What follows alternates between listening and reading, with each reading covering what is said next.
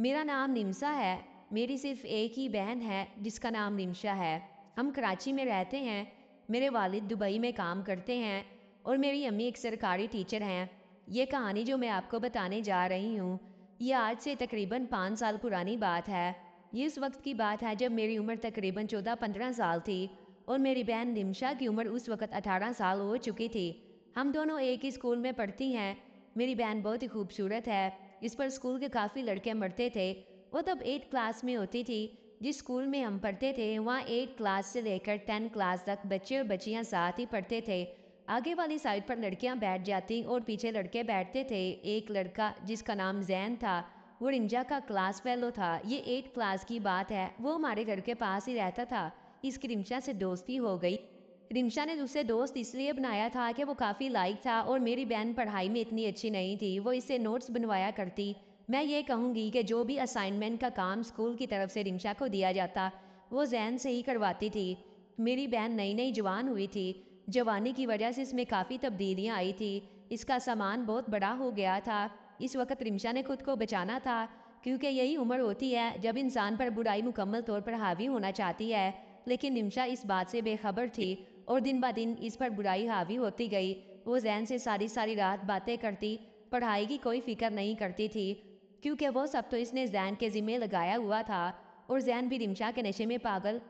मैंने रिम्शा के मुंह से कभी नहीं सुना था कि जैन ने इसे कभी ना की या किसी चीज़ के लिए रिम्शा को मना किया हो। कुछ वक्त के बाद मैंने रिम्शा से कहा, अगर तुम ऐसे ही करती रही तो तुम्हारा क्या बनेगा? तुम इस जैन का पीछा छोड़ो और खुद पर तवज्जो दो। जैसे ही मैंने ये कहा तो रिम्शा गुस्से होकर बोली, तुमसे मतलब अपने काम से काम रखो, मेरे मामले में इंटरफेयर करने की कोई ज़रूरत नहीं है। मुझे पता है कि मैं क्या कर रही हूँ और जैन मेरा बॉयफ्रेंड है। आई बात समझ में? और आइंदा मुंह संभाल कर बात करना। जैसे ही मैंने ये सुना तो मैं बहुत हैरान हुई। इस बात का अंदाज़ा तो मुझे पहले ही था कि होना तो कुछ ऐसा ही है। 1 साल गुजर गया था। अभी मैं 8 क्लास में हो गई थी और रिंशा 9 क्लास में पहुंच गई थी। पहले तो रिंशा और जैन सिर्फ मैसेजेस पर बात करते थे, लेकिन अब तो इन्होंने मिलना भी शुरू कर दिया था। जब अम्मी घर पर नहीं होती तो रिंशा जैन को मैसेज करके बुला लेती थी। मैंने रिंशा को मना भी किया कि इस तरह घर पर अगर किसी ने देख लिया तो रिंशा मुझे ये कहकर टाल देती थी, कुछ नहीं होता, तुम तो डरती बहुत हो। अब तो इसने जैन के साथ बाई खाना पीना, मूवी देखना, घूमना फिरना शुरू कर दिया था। मेरी अम्मी कॉलेज में पढ़ाती थी और मैं सोचती थी कि अगर मेरी अम्मी हमारे ही स्कूल की टीचर होती तो शायद रिम्शा की इन हरकतों में कमी आती। लेकिन अम्मी भी हम दोनों बहनों को प्यार बिल्कुल भी नहीं करती थी और ना वो कभी हमारे पास बैठी थी, ना हमें समझाया कि क्या चीज़ गलत है और क्या सही। मुझे लगता था कि अगर रिंशा को कोई समझाने वाला हो तो ये सब कुछ सही नहीं है, तो शायद वो सब कुछ समझ जाती। मेरी बात तो वो मानने को तैयार नहीं थी और कोई दूसरा इसको समझाने के लिए राजी नहीं था। अम्मी हमसे बात करना भी पसंद नहीं करती थी और अब्बू तो वैसे ही दुबई में होते थे, इन्हें काम के अलावा कोई फुर्सत नहीं थी।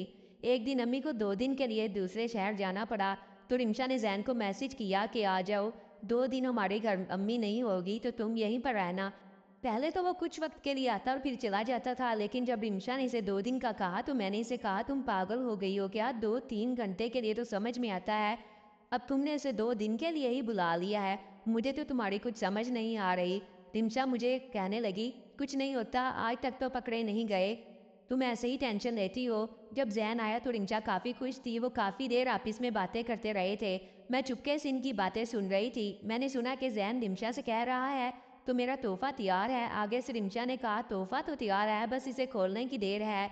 मुझे इन सब बातों की समझ ना आई। शाम को रिम्शा ने जैन के लिए खाना बनाया। वो बहुत तैयार हुई थी। मैंने रिम्शा से पूछा, आज खैर है, तुम बहुत तैयार हुई हो, कहीं जा रहे हो तुम दोनों?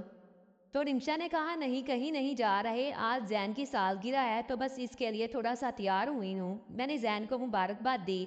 खाना खाने के बाद मैंने चाय बनाई। हम तीनों ने चाय पी और मैं जाकर टीवी देखने लग गई। इतने में रिम्शा कमरे में चली गई और जैन भी शायद सोने के लिए चला गया था। मैं सुकून से ड्रामा देख रही थी कि अचानक लाइट चली गई। मैंने मोबाइल की लाइट ऑन की और सुकून से सोफे पर बैठकर लाइट का इंतजार कर रही थी। फिर मैं उठी और सोचा कि रिम्शा के पास चली जाती हूँ, इससे बातें करती हूँ, इतनी देर तक लाइट आ जाएगी। लेकिन जो मैं इसके कमरे के पास पहुंची तो मैंने देखा कि जैन और रिम्शा। मैं फ़ौरन से बाहर आ गई और सुकून से सोफे पर बैठ गई। मैं वो नज़ारा अपनी आंखों से भुला नहीं सकती थी। खैर सुबह हुई तो मैंने रिंचा को बुलाया और इसको बताया कि मैंने देख लिया है। पहले तो वो थोड़ी सी हिचकिचाई, तो फिर कहने लगी ये सब तो नॉर्मल है, और वैसे भी मैंने इसको एक तोहफा दिया है, इसमें कोई परेशान होने वाली बात नहीं है। फिर अगले दिन अम्मी ने वापस आना था तो जैन सुबह ही अपने घर चला गया। शाम को मैं और रिमशा अम्मी के लिए खाना बना रहे थे तो मैंने रिमशा से पूछा, तुमसे एक बात पूछूं, गुस्सा तो नहीं करोगी? तो रिमशा ने कहा, नहीं तुम बोलो, मैं गुस्सा नहीं करूंगी, क्या बात है? मैंने पूछा, तुम्हें सच में अच्छा लगा था? मैंने भी सुना है कि बहुत अच्छा लगता है, थकावट दूर हो जाती है और बंदा टेंशन फ्री हो जाता है। रिमशा ने मुझे कहा, तुम किस बारे में बात कर रही हो, मुझे समझ नहीं आई।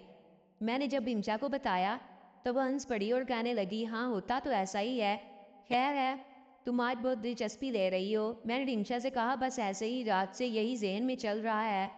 जब रात को रिमशा सो जाती तो मैं रिमशा के मोबाइल से जैन के साथ बातें करती। मैं रिमशा बनकर उससे बातें कर रही थी। मुझे बेवकूफ़ी में ये पता ही ना चला कि रिमशा को पता तो चल ही जाना है। 2 दिन तक तो ऐसा ही रहा। तीसरे दिन रिमशा ने मुझे बुला लिया, कहने लगी, ये क्या हरकत है, तुम ऐसा क्यों कर रही हो? तुम्हें पता है ना ये गलत है। मैंने रिमशा से कहा, गलत तो तुम मुझे मत ही समझाओ कि क्या गलत है और क्या सही। रिमशा ने कहा, मेरा वो मतलब नहीं है, लेकिन तुम अपनी लाइन क्रॉस कर रही हो।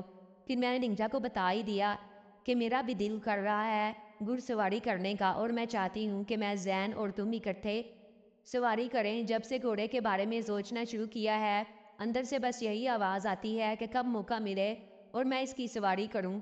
और मैं चाहती हूं कि हम दोनों बहनें मिलकर घुड़सवारी का मज़ा उठाएं, क्योंकि तुमने तो पहले भी घोड़े की सवारी की हुई है, तुम्हें मुझसे बेहतर मालूम होगा। पहले तो रिमशा ने जिद की, फिर वो मान गई, क्योंकि इसके भी मेरे पास काफ़ी राज थे। मैं भी इसके पिछले 2 साल से साथ दे रही थी। रिमशा ने कहा कि मैं जैन से बात करूंगी, लेकिन मैं पक्का नहीं कह सकती वो इस चीज़ के लिए मानेगा कि नहीं। मैंने कहा वो मान जाएगा, मुझे यकीन है। हफ्ता तो ऐसे ही गुजर गया। मैं रोज़ रिमशा से पूछती कि क्या बना, कब का प्लान है, मुझसे इंतज़ार नहीं हो रहा। खैर 2 हफ्ते बाद जब जैन हमारे घर आया तो रिमशा ने इसे चाय पिलाई और इसे सारा माजरा बताया। जैन ने कहा, अगर तुम तैयार हो तो मुझे कोई परेशानी नहीं है। फिर रिमशा जैन को मेरे कमरे में ले आई और फिर जैन ने रिमशा और मेरे साथ।